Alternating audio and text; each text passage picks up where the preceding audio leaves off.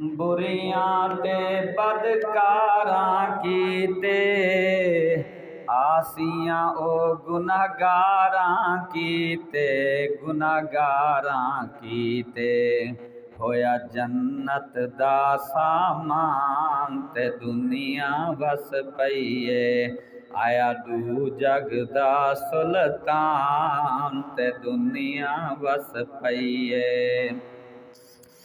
बाबे आदम ने फरमाया मैं हाँ देवण मुबारक आया मुबारक आया सुबहान पढ़े सुबहान ते दुनिया वस पईए आया दू जगदा सुल्तान ते दुनिया वस पईए।